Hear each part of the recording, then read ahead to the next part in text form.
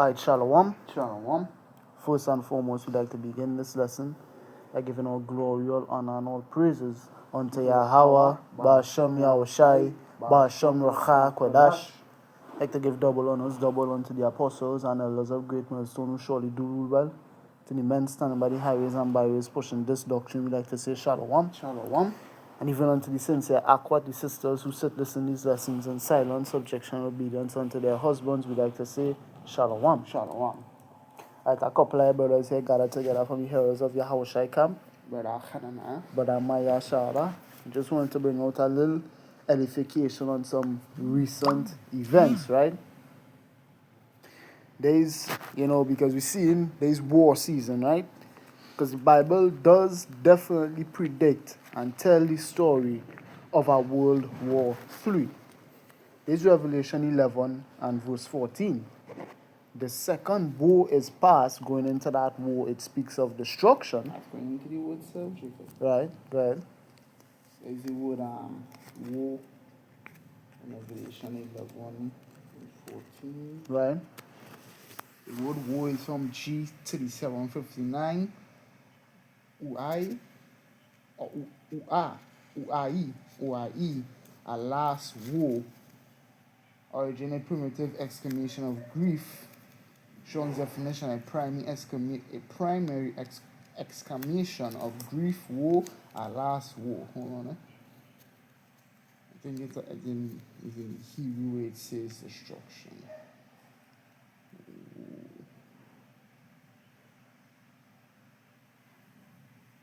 Lamentation morning level. If you go Ezekiel 2:10. Yeah. Ezekiel 2:10. There's a 10 lamentation morning. Morning. So it's not here. I think I ought to look it up in online etymology because the word war means destruction.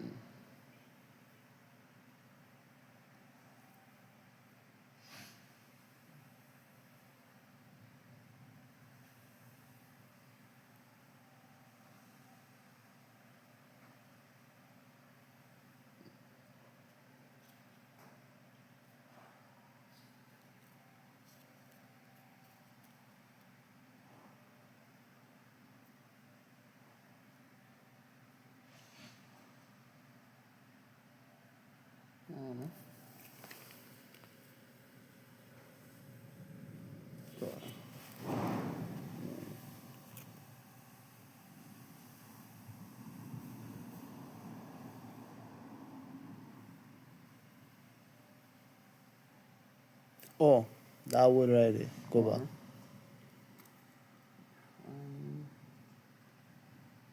That word there. Calamity.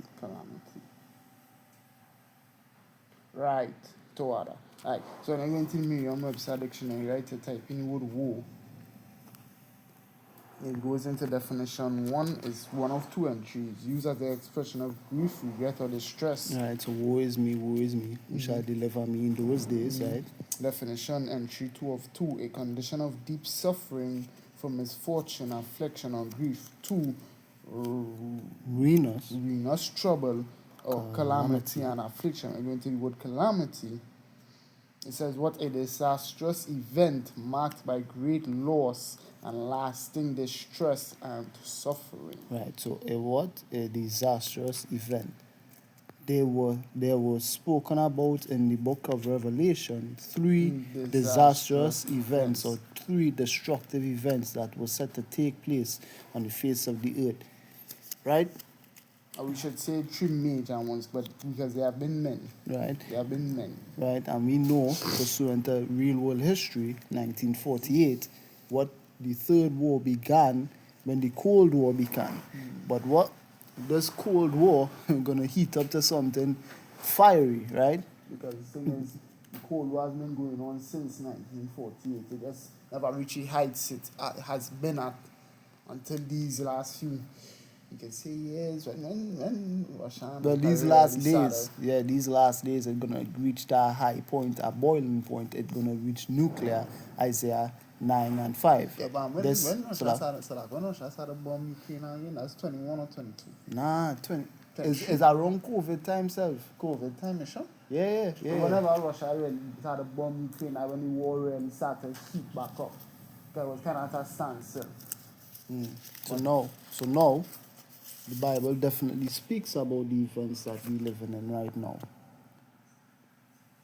Let's see here, Matthew 24 and verse 6, right? Because we fully expect a World War III to happen, because again, the Bible speaks of it. Shall I say, not one of his words shall fall to the ground. Isaiah 55. None of his words shall come back unto him void, but it shall go forth and accomplish that whereto he sent it, right? Matthew 24 and 6. And ye shall hear of wars and rumors of wars. See that ye be not troubled, for all these things must come to pass, but the end is not yet. For nation shall rise against nation, wars, and kingdom against kingdom, wars, and there shall be famines and pestilences and earthquakes in diverse places. All these are the beginning of sorrows, or what? Calamities, right? And going to 2 Ezra chapter 16, reading from verse 17. Woe is me who will deliver me in those days. The beginning of sorrows and great mournings, the beginning of famine and great death, the beginning of wars, and the power shall stand in fear, the beginning of evils. What shall I do when these evils shall come? Right? Trying to remember. Galatians. Redeeming the time, for the times are evil. Yeah, for the days, look up times evil. Yeah, you should get.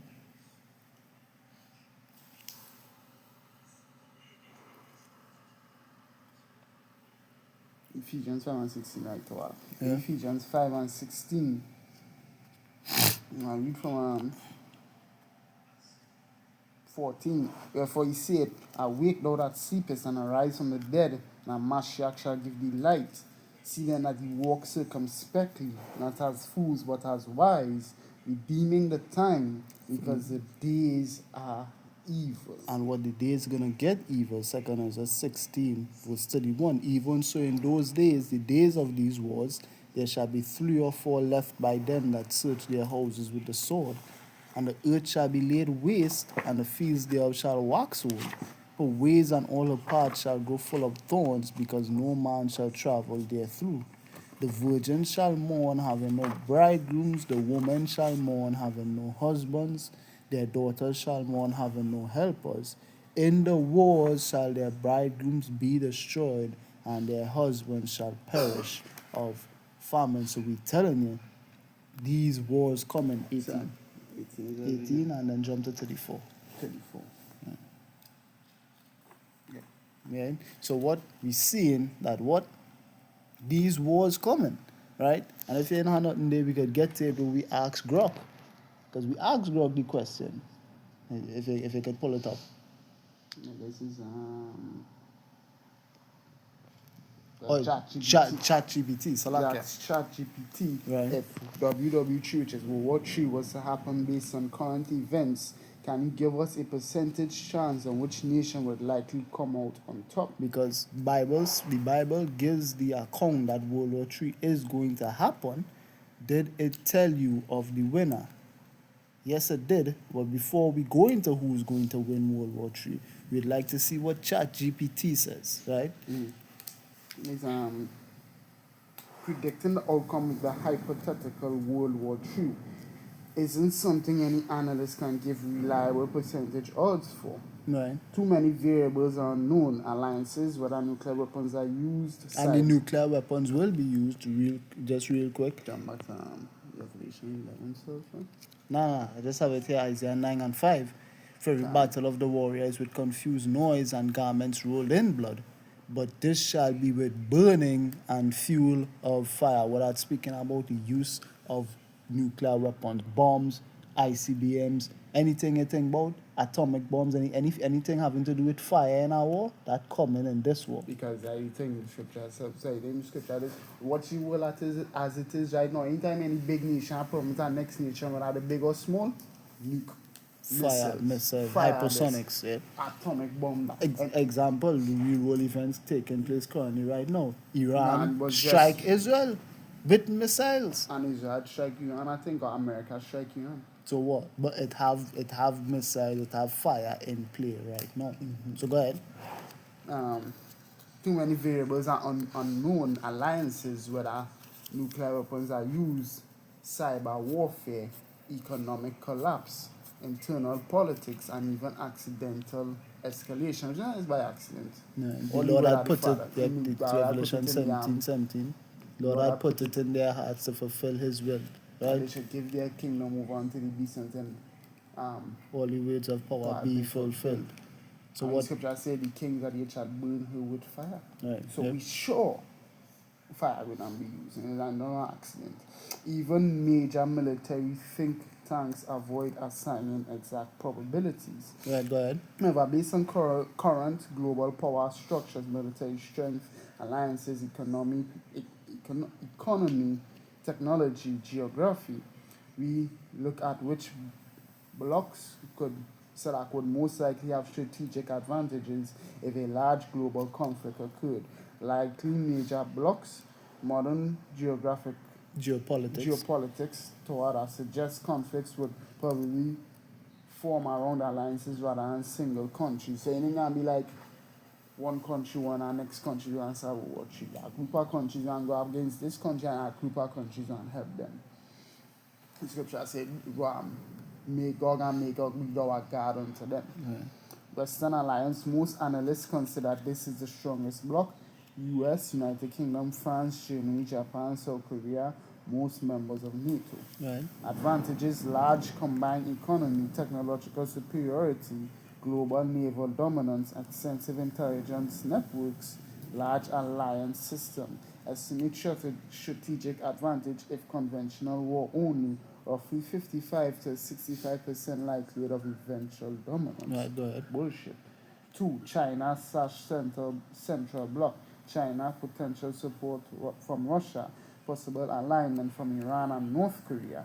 Advantages: massive manufacturing capacity, large population for mobilization, geographic depth, rapidly modernizing military. Weaknesses: fewer former military allies, naval disadvantage globally, trade dependence on sea routes. Estimate strategic advantage, roughly 30 to 40% chance. Right. Non-aligned regional powers. Some countries might stay neutral or play both sides. That ain't gonna happen. Yeah, it's pick our side. It's pick our side. It's India, which will be Elam in the scriptures, or Persia, I think. Persia. Brazil, Turkey, which is Goma in the scriptures, and Goma, and eventually go and help Russia. which is with again them BRICS nations, which we know these nations gonna turn on America, Brazil but not for sure not same with America. right. So what we're not trying to necessarily get into the breakdown behind this, because as our video for another time, what I really want to get to is the final answer that this AI platform gave us, because this AI platform somewhat gave partly the correct answer, but they didn't give the whole answer, because of course we didn't ask the question to necessarily get the answer we want, right? But go ahead. The alignment could shift the balance significantly, especially India. The nuclear factor, most important reality. If strategic nuclear weapons were widely used, United States, Russia, China, France, and United Kingdom, a large-scale exchange could trigger mutually assured destruction, meaning no real winner. Alright, so what? Even if all these countries were to go to war, from the time the nukes get involved, the fire get involved, none of these nations would actually win. I wonder why. Go ahead. Civilizational collapse or nuclear winter scenario becomes possible. Yeah. In that case, probability of any clear winner very low, maybe under 10 to 20%. What current events suggest. The biggest flashpoint and analysis watched today are the Taiwan tension involving China and the United States, the Russian-Ukraine war, conflict risks between Iran and Israel, South China Sea territorial disputes. These are regional conflicts that can theoretically expand into a broader war, right? Bottom line. So proxy wars become bigger wars become national wars become kingdoms against kingdoms, the world war. Go ahead. Western alliances. Bottom line, Western Alliance's chance is 55 to 65% advantage in a conventional global war. China-Russia bloc is set at 40%, but the nuclear war aspect scenario, no real winner. That is bullshit, because the scripture clearly gives us the winner. Right, because that is just the point right there. If we just hone in on the nations involved and not bring the real player into the scenario, then there is no real winner of World War III. But we know who's going to win World War III. It's Yahweh Bashem Yahushai, right? If you could give me it. Because second is 16 from 3. But not even that. Not yet? No, not that. Give me is it I think it's Joel 3 calls thy mighty ones to come down to that, right? Because we have to understand the Most High Yahweh. It is, I believe, yes, Zephaniah 3 and 8, right? Muster the host of the battle. In fact, nah, not Zephaniah 3 and 8, but this one is a good one as well. But let me see. I believe is right. I want to see if it's this as well, but I believe is before I read that one.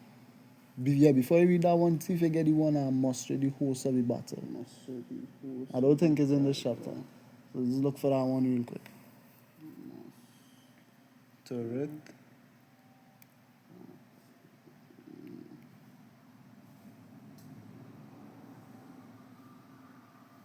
I see 13:4. Right, go ahead.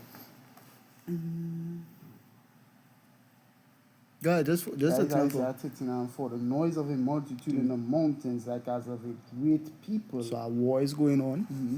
A tumultuous noise of the kingdoms of nations gathered together. Right. The Lord Yahweh Bashem of hosts mustered the hosts of the battle. So the people involved in this battle, the Most High is the one who is involving them. He's the one who's declaring who shall partake in this battle. Is Zephaniah 3 and 8.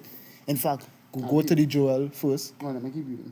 They come from a far country, right, from the end of heaven, even the Lord Abashim Yeshai, and the weapons of his indignation to destroy the whole land. So what, even the weapons are going to be used, these weapons are the weapons of Yahweh Ba'ashem Yahushai. Good. Holy, for the day of the Lord Abashim Yeshai is at hand, and it shall come as a destruction from the Almighty. So we already have the answer there, but we're going to go more in depth. The person who's going to win World War III is Yahweh Ba'ashem Yahushai. If you could go back to that, Joel.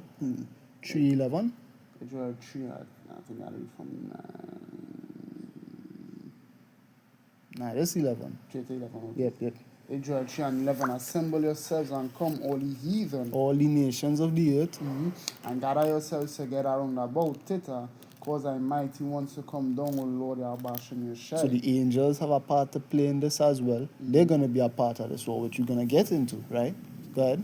That the heathen be awakened and come up to the valley of Yahweh Shaphat. For there will I sit to judge all the heathen round about. So the World War III that is set to take place in the earth is just a means through which the Lord is using to bring judgment upon these nations. Go ahead. Put ye in a sickle, for the harvest is ripe.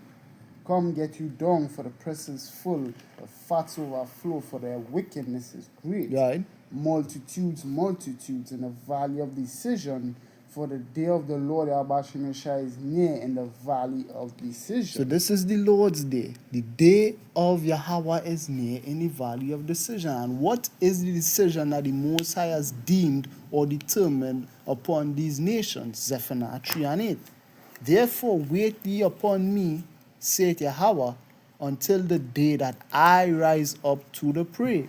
For my determination is to gather the nations, right? Cause all these men to come down to the valley of Yahweh Shaphat, that I may assemble the kingdoms to pour upon them mine indignation, even all my fierce anger, for all the earth shall be devoured with the fire of my jealousy. So where's the form right now? The Most High is declaring that he's the one who plans to win World War III. And who is the man he's sending to win this war? Because again, as we are going to with the last video in that Isaiah 59, therefore my arm had brought me salvation. There's a man that the Most High is sending who's going to win World War III on his behalf. Who is that? Yahweh Shai, his son. He's the real character. He's the real player in this whole scenario that these nations are not taken account of. He's the one who's going to win World War III for Yahweh Ba'ashem Yahushai, for the nation of Israel, right? To be honest, because the whole earth land was Shemai now. Right. In fact, I even have the Isaiah 59 right here still, right? Verse 16, and he saw, Isaiah 59, 16, and he saw that there was no man, and wondered that there was no intercessor. Therefore his arm brought salvation.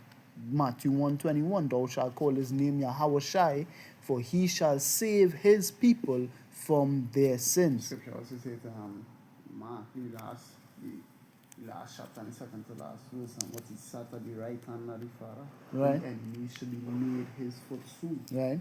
And therefore his arm brought salvation unto him, and his righteousness it sustained him. So the one who the Most High has determined to win this World War III is actually Yahweh Shai on his behalf. There's Revelation 19. I'm going to read from verse 11, right?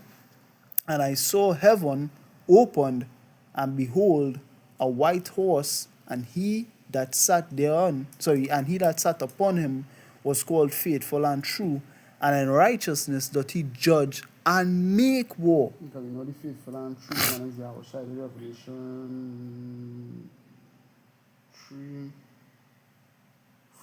and 14, and to the angel of the church of the Laodiceans, right? These things say the Amen, that faithful and true witness, the beginning of the creation of Yahweh. So we know this is speaking of Yahweh Shai. His eyes were his eyes were as a flame of fire, and on his head were many crowns. Why? Well, Revelation 6 gonna tell you. And he had a name which goes into the Greek onoma, which speaks of his rank, written, that no man knew but he himself. And he was clothed with a vesture dipped in blood, and his name is called the Word of Power.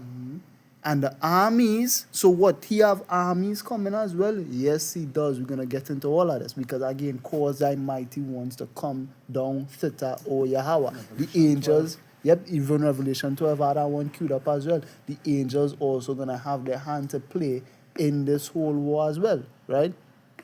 His name is called the Word, right? And the armies which were in heaven, verse 14, followed him upon white horses, clothed in fine linen, white and clean. And out of his mouth goeth a sharp sword, that with it he should smite the nations. That's the same thing referred to in I haven't got that real quick. That's second Esdras. We could go to that as well, because that actually that should be the last precept that in Revelation 11 and 15. Okay. Right? Out of sharp sword, right? He should smite the nations, and he shall rule them. So even this Revelation 19:15 telling you who's gonna win, and he should rule them with a rod of iron, and he treaded the winepress of the fierceness and wrath of the Almighty power. And he had on his vesture and on his thigh a name written, King of Kings and Lord of Lords. So why would verse 17, and I saw an angel standing in the sun, and he cried with a loud voice, saying to all the fowls that fly in the midst of heaven, come and gather yourselves together unto the supper of the great power, that ye may eat the flesh of kings, and the flesh of captives, and the flesh of mighty men, and the flesh of horses, and of them that sit on them, and the flesh of men, both free and bond, both small and great. And I saw the beasts and the kings of the earth and their armies gathered together to make war against him that sat on the horse, and against his army. And the beast was taken, and with him the false prophet that wrought miracles before him, with which he deceived them that had received the mark of the beast, and them that worshipped the image. These were cast alive into the lake of fire, burning with brimstone, and the remnant was slain with the sword of him that sat upon the horse, which sword proceeded out of his mouth, and all the fowls were filled with their flesh. So what Yahweh Shai won? Again now, going to Revelation 12, And from verse 7. Because in Revelation 19, because that people get for. Keep reading. 19? No, read 12. Read 12, right? Revelation 12 and 7. And there was a war in heaven. Michael and his angels fought against the dragon, and the dragon fought and his angels. Scripture said Michael and stand for the children of thy people in that day, Daniel 12 and 1. Right? Keep reading. And this dragon again, speaking of Esau and Edom, his power structure in the earth. I was not going to explain that. Keep reading. Yeah. Verse 8, and prevailed not, neither was their place found anymore in heaven. And this heaven we're talking about here is not like what the Father dwelling, because the scripture says Job 25 and 2, make a peace in his high places. This heaven we're talking about here referring to the state at which they were in. They were in a state of rulership, of dominance, and when this here is happen and come to pass, they will no longer be in that. Because even when you talk about where the heaven is as well, because also the firmament heavens as well, the firmament. When we read Genesis, the first chapter, I tell you that the Lord make a firmament to separate the waters from the waters, and this firmament he called heaven. Right. So what this fight is going to take place in your skies, right? You're gonna see this, right?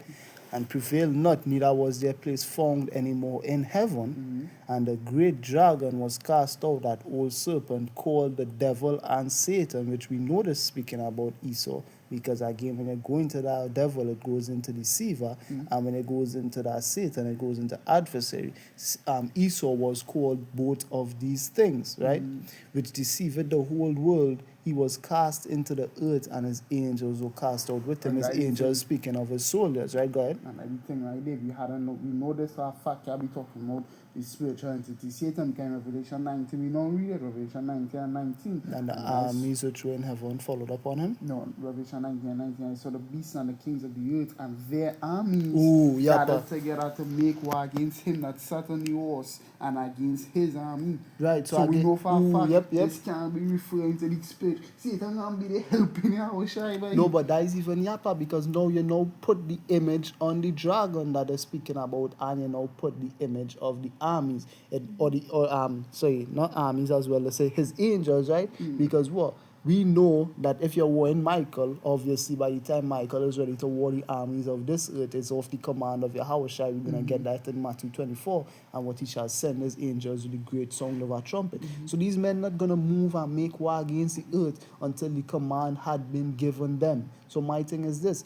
if this is a war that's going to go on between Michael and his angels, being the chief, the archangel of all the armies in heaven, right? And he's going to war the armies of the dragon, but it also speaks of that the kings of the earth and their armies went to war this man. Obviously, this is not speaking of Satan. All day, right?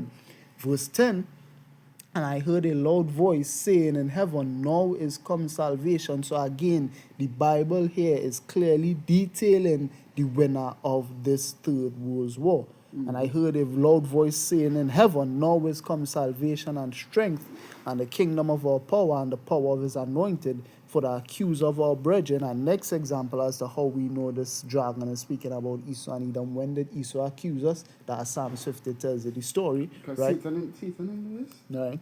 The accuser of our brethren is cast down, with which accused them before our power day and night. Right? So what?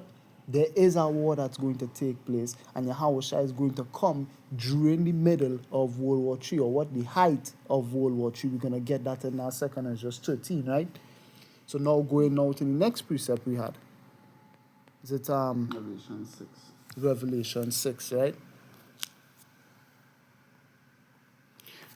Revelation 6 and 1.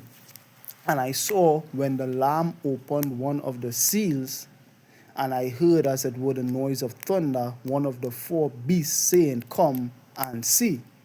And I saw, and behold, a white horse, which speaks of his chariots, or our next code name for them, as the world would know, the UFOs, right, the spaceships. But also in Matthew 24, you'll see it referred to as what, the clouds of heaven, right? It's called clouds, chariots, horse, pillar of fire. All these things, and right? It's on wings, it has wings as well. Right. And I saw, and behold, a white horse, and he that sat on him had a bow, and a crown was given unto him. So what, the rulership and dominion of the earth was given unto him, because what does it say? And upon his head were many crowns, And he even had the title King of Kings. So what did he destroy the kings of the earth? As that Revelation 19 puts it, the kings went to war against him. So did he win? Yes, he did. Right? Was given unto him, and he went forth conquering and to conquer. So what? So far we see that the stage is set that what? He went to war with these nations, but did he win? Right? Because even Matthew 24 tells you. If you could go to it, Matthew 24:27, right? For as the lightning, so like when you get, yep.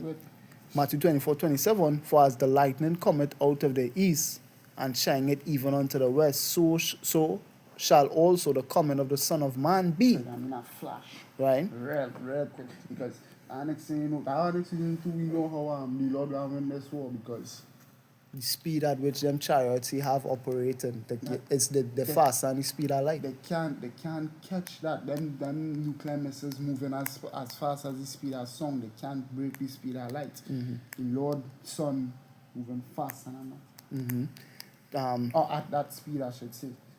So at the speed of light. Go and lightning flash from east and go to the west. By the time that lightning don't flash, you and see the Lord day.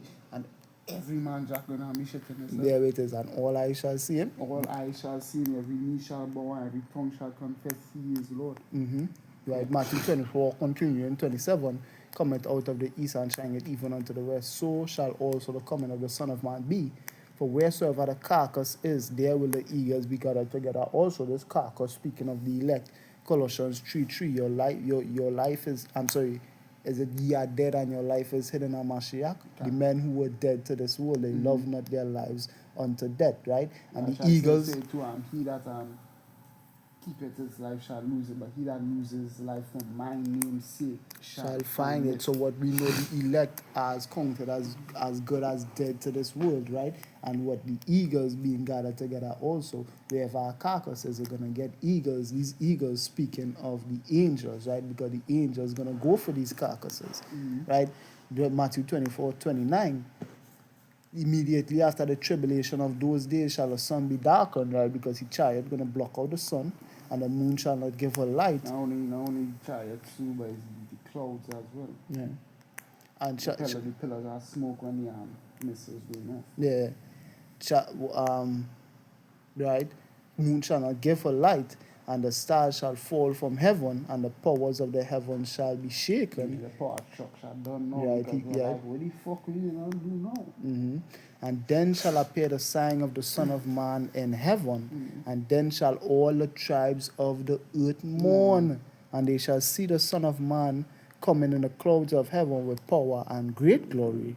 And he shall send his angels with a great sound of a trumpet, and they shall gather together his elect from the four winds, from one end of heaven to the other. So what we seeing again is going to be a full-scale war, and Yahweh is coming with the whole army of heaven again. The armies of heaven followed him upon white horses, right? So now, going now to Isaiah 47, right, and verse 3. Thy nakedness shall be uncovered, yea, thy shame shall be seen. I will take vengeance, and I will not meet thee as a man. As for our Redeemer, right, he had visited and redeemed his people, Luke 1:68. As for our Redeemer, Yahweh of hosts is his name, the Holy One of Israel. So just like how he had visited and redeemed his people by sending his son to be born and die and be resurrected, all for the sins of the nation of Israel, he's going to be called the Redeemer. Right? He's going to be called the Redeemer again when he sends his son to what? Take vengeance on these nations on his behalf. Because what? He's heading straight to the capital. Right? Isaiah 63:1. Who is this that cometh from Edom with dyed garments from Bozrah? Capital, chief city of Edom, right? Not the chief city, it was a chief city. Right? Yeah. That is glorious in his apparel, traveling in the greatness of his strength. I that speak in righteousness, mighty to save, right? He shall save his people from their sins. Wherefore art thou red in thy apparel? So why your clothes covered, and looking red? And thy garments like him that treaded the wine fat, right?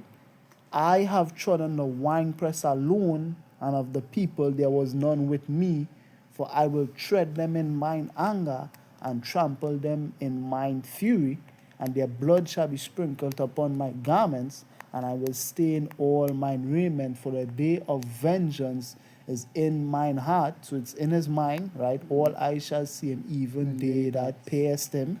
So you definitely know he thinking about these people. And the year of my redeemed is come. That year being what? The day of the Lord. The one who's going to win World War III is Yahushua, because we are the closing one here, the last two. Second is just 13. We're going to go into that. And Revelation 11:15, right? The book of 2 is just 13, and we're going to read from verses 1, right? And it came to pass after 7 nights, I dreamed a dream by night. So Jesus is getting a vision here. And lo, there arose a wind from the sea, that it moved all the waves thereof. So this is a boisterous noise he's hearing. And I beheld, and lo, and I beheld, and lo, that man waxed strong with the thousands of heaven. So as he went, it's as though he was just getting stronger and stronger, because the more and more he went on, it looked like he couldn't be stopped. And again, the thousands of heaven, the Lord of hosts is his name, heaven's armies, right?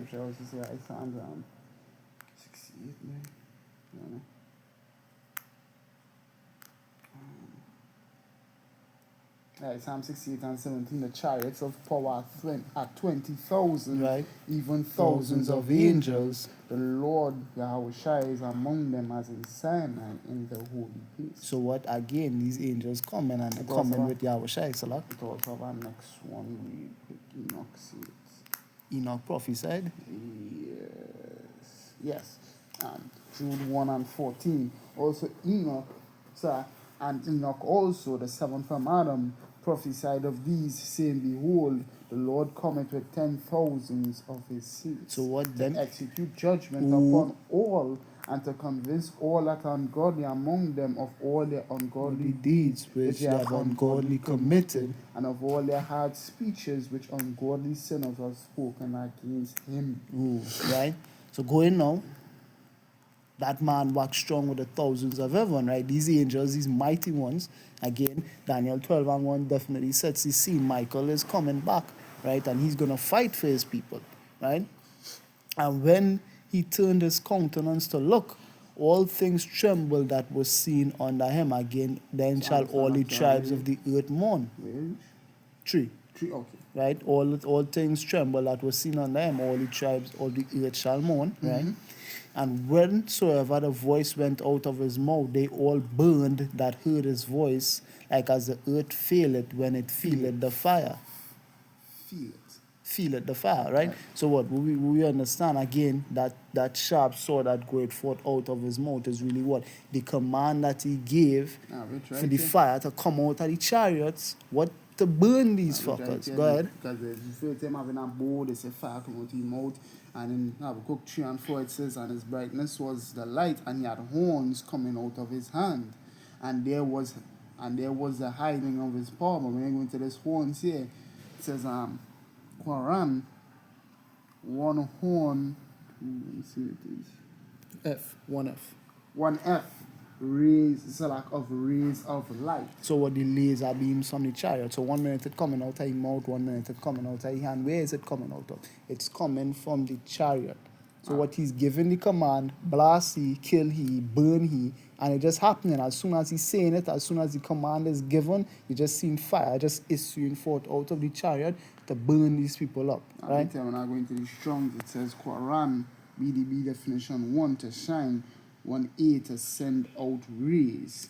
Strong's definition, a primitive root to push out or go, used only as denominated from 871-61 to shoot out horns, figuratively rays. Right, so what these rays of light, these laser beams. Verse 4, 13 and 4. And whensoever the voice went out of his mouth, all they burned that heard his voice, like as the earth faileth when it feeleth the fire. And after this I beheld, and lo, there was gathered together a multitude of men out of number from the four winds of heaven to subdue the man that came out of the sea meaning what? Out of the waters, the Shemayim, out of heaven, right? So he came down out of heaven. But I beheld, and lo, he had graved himself a great mountain and flew up upon it. I talked about the chariot. I next thing, and it's code name for the chariot. And like a mountain, right? And I would have seen the regional place where the hill was graven, and I could not. And after this I beheld, and lo, all they which were gathered together to subdue him were so afraid, and yet durst fight. And lo, as he saw the violence of the multitude that came, he that lifted up his hand, nor held sword, nor any instrument of war. So that's how we know for a fact. When you say you have a bow, or you come with a sword, or yeah. The next thing is bow, sword, Or fire. fire, anything like that. Now referring to like actually holding something here and cast upon them. No, It's like like coming here with pure power numbers and I get a real quick numbers 11 and 1. The numbers 11 and 1, and when the people complained, it displeased the Lord, and the Lord heard it, and his anger was kindled. And the fire of the Lord, Yahweh Shai, burned among them and consumed them that were in the uttermost parts of the camp. ooh, so what, again, it's not speaking about anything that he necessarily physically has in his hands, but the power that he wields again when they go into that Revelation 6. And power was given unto him that sat thereon. So what being on this horse means you wield the power that this horse has, right? And Yahweh Shai definitely wields the power of the armies of heaven. Where it is Joshua, we told Joshua, I am the captain of the Lord's host. Let me get that real quick. Yep, Joshua yep. 5 and 14. Right, so he definitely is in command. He's in command of the hosts of heaven, right? There Joshua 5 and 14. And he said, Nay, but as the captain of the hosts of the Lord Yahweh, Heaven's armies, that when they go into that word host. am I now come? And Yahweh Shai the son of Nun fell on his face to the earth and did worship, and said unto him, What says my Lord unto his servant? Right, And the captain of the Lord Yahweh the captain of the Lord Yahweh hosts said unto Yahweh Shai the son of Nun, Loose thy shoe from off thy foot, for the place whereon thou standest is holy. And Yahweh Shai the son of Nun did so. So exactly, so we understand Yahweh Shai has command over the hosts of heaven, right? And lo, as he saw the violence of the multitude, 2 Ezra 39, that came, he neither lifted up his hand nor held sword, nor any instrument of war. But he came to make war, but he don't hold any instrument of war. Come on. But only I saw that he sent out of his mouth as it had been a blast of fire, and out of his lips a flaming breath, and out of his tongue he cast out sparks and tempests. And they were all mixed together, the blast of fire, the flaming breath, and a great tempest, and fell with violence upon the multitude which was prepared to fight, and burned them up every one, so that upon a sudden of an innumerable multitude nothing was to be perceived but only dust and smell of smoke. When I saw this, I was afraid. So what? He won the war. Read that in the NEB if you could, Babu Kasha. And we could go down in the same chapter as well when the angel would have given the breakdown as what this vision meant, right? There is second is read from 10, 9. Just 11. 11, okay. The second is just 16 and 11 in the New English Bible. All of them combined into one mass, a stream of fire, the breath of flame, and a great storm. It fell on the host advancing to join battle, and burnt up every man of them. Suddenly all that enormous multitude had disappeared, leaving nothing but dust and ashes and a reek of smoke. I was dumbfounded at the sight. Because what? Revelation says it. Who is like unto the beast? Who is able to make war with the beast? Who so strong in the earth that would be able to war the mighty man in the earth? As Yahweh Shai says, if you want to spoil the goods of the strong man, thou must first bind the strong man. So what he was dumbfounded as as to how easily Yahweh Shai actually won this war, right? Jumping down 2nd Ezra 13, I'm going to jump to verse 21, right? So when you're ready, right? The interpretation of the vision shall I show thee, and I will open unto thee the thing that thou hast required, right? So now this angel is going to explain the things which Ezra saw. Jump into verse 25. This is the meaning of the vision. Whereas thou sawest a man coming up from the midst of the sea, the same is he whom Yahweh the highest had kept a great season, which by his own self shall deliver his creature. He shall order them that are left behind. So who is this speaking of? Yahweh Shai, which is sit thou at my right hand until I make thy enemies thy footstool. So this is that great season that's being spoken about. And whereas thou sawest that out of his mouth there came a blast of wind and fire and storm, that he held neither sword nor any instrument of war, but that the rushing in of him destroyed the whole multitude that came to subdue him. This is the interpretation. Behold, the days come when the Most High. What you doing? Behold the. Right? Behold, the days come when the Most High will begin to deliver them that are upon the earth, and he shall come to the astonishment of them that dwell on the earth. And one shall undertake to fight against another, one city against another, one place against another, one people against another, and one realm against another. Again, World War III. Verse 31. Okay. Right? Verse 32. And the time shall be when these things shall come to pass, and the signs shall happen which I shewed thee before, and then shall my son be declared. So even Ezra knew about the son of power even before he came onto the scene. He even knew his name. Right? Whom thou sawest as a man ascending, right? You're gonna get that? 2nd is 7 and 28. I think of 5 and 58. 7 and 28, yeah. Yeah, go ahead. 2nd is 7 and 28. For my son Yahweh shall be revealed with those that be with him, and they that remain shall rejoice with him 400 years. So he saw two prophecies of Yahweh Shai when he would have came to the earth the last time he was here 2,000 years ago, and then when he will come back again, right, to deliver the creation, right, to deliver the elect and put these nations down. That is spirit, and I know. I can't read it. They have 2nd is 7 and 28 in the New English Bible, right? My son, the Messiah, shall appear with his companions and bring 400 years of happiness to all who survive. At the end of that time, my son the Messiah shall die, so shall all mankind who draw breath. So that the thing right there, I just knew of the coming of the Messiah. Right, so what the book of 2nd Ezra is canonical, right? Going and when verse 33, and when all the people hear his voice, every man shall in their own land leave the battle they have one against another. So they're going to stop World War III in the middle of it, at the height of it, and then what? They're gonna come. They're going to come for him, right? And an innumerable multitude shall be gathered together as thou sawest them willing to come and to overcome him by fighting. But he shall stand upon the top of Mount Zion, and Zion shall come and shall be shewed to all men, being prepared and builded like as thou sawest a hell graven without hand. And this my son shall rebuke the wicked inventions of those nations, which for their wicked life have fallen into the tempest, and shall lay before them their evil thoughts, and the torments wherewith they shall begin to be tormented again. Convince them of all their ungodly deeds which they have ungodly committed, which are like unto a flame.